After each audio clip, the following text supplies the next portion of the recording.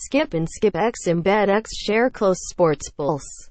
USA Today Sports Paul Meyerberg breaks down the Auburn Tigers and Miami Hurricanes' big wins and what it means going forward.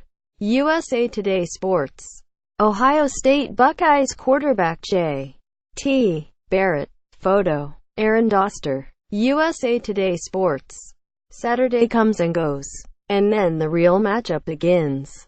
Each weekly meeting of the College Football Playoff Selection Committee entails a battle between the many analytical metrics at the group's disposal and the eyeball test. And only one half of the matchup can be predicted with any degree of confidence. In a conference room in Grapevine, Texas, the committee sits at computers, sips on coffee and breaks down the numbers.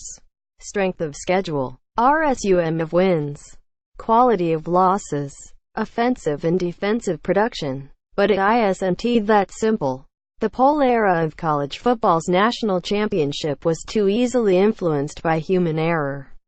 Yes, media, voters, and even coaches have been known to make a mistake or two. With several examples at our disposal. What followed, the Bowl Championship Series, transferred much of the responsibility to computers and algorithms. To often disastrous effect. The playoffs selection format has found a middle ground. Even those who balk at the four-team field and call for an increased bracket must admit this is an improvement, but old habits are still hard to break. It's an important theme to consider that individual teams and programs are given the benefit of the doubt by the selection committee as the playoff search reaches its home stretch.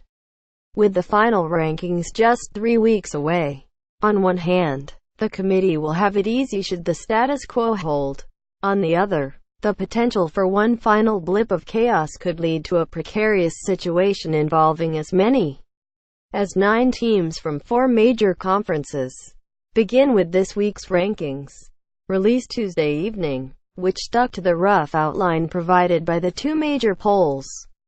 Alabama gained the top spot following Georgia's first loss, followed by Clemson, Miami, FLA, and Oklahoma. Rounding out the top 8 were Wisconsin, Auburn, Georgia, and Notre Dame. Ohio State was 9th, barring an outrageous close to the regular season.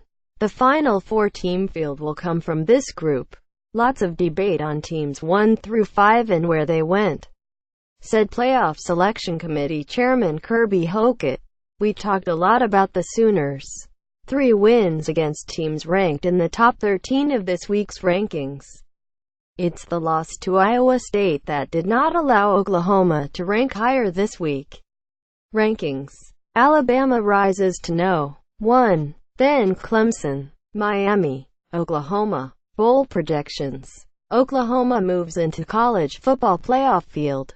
More. Texas A&M prepared to pursue Florida State's Jimbo Fisher.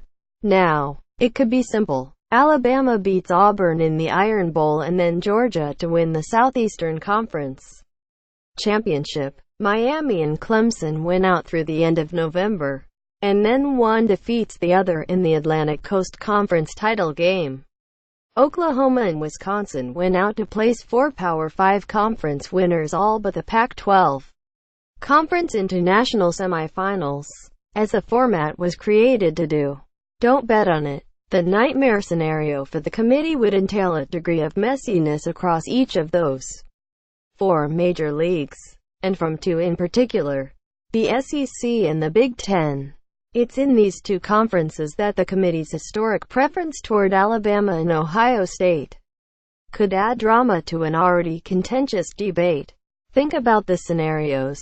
In the SEC, Alabama defeats Auburn but loses to Georgia, giving the league a pair of 12-1 teams. In the Big Ten, the Buckeyes impress in lopsided wins against Illinois and Michigan before dismantling unbeaten Wisconsin to claim the conference championship. At 11-2, Ohio State would be the first 2-loss team to reach a national semifinal in the format's brief existence. The committee already has shown a willingness to give Alabama the benefit of the doubt. The debut rankings, released October 31, had the Crimson Tide ranked second despite then owning just one victory against a Power 5 opponent with a winning record. In other words, the Crimson Tide aced the eyeball test because there were few metrics in Alabama's corner, especially when compared to its rivals for a top 4 spot, though that has since changed, as the Tide have added nice wins against LSU and Mississippi State. The same theme would apply should they fail to take home the SEC title.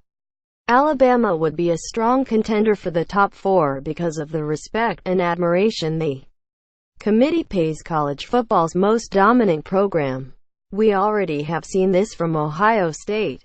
Twice the Buckeyes have reached the semifinals, in 2014 and 2016. The latter despite failing to win their own division, let alone the Big Ten as a whole. This year would be slightly different. OSU would wear the Big Ten crown, a significant asset in its corner, but would have 2 defeats. One an impossible to ignore meltdown at Iowa earlier this month. The loss to Iowa was a convincing loss in the eyes of the selection committee, Hockett said. Still an extremely talented and good football team. The selection committee was extremely impressed with the win and the manner with which the win came about over Michigan State last week. It's even possible that these two powers will end up battling for the final open spot in the field. Should Oklahoma, Georgia and one of Miami or Clemson occupy 3 of the 4 spots? Then comes the conundrum. One-loss Alabama, albeit without a conference title, against 2-loss Ohio State, winners of a strong league but owners of one horrific defeat. Of all things, a program that is perennially given the benefit of the doubt by the committee whether that's the Tide or the Buckeyes would fall short of the playoff by losing the eyeball test.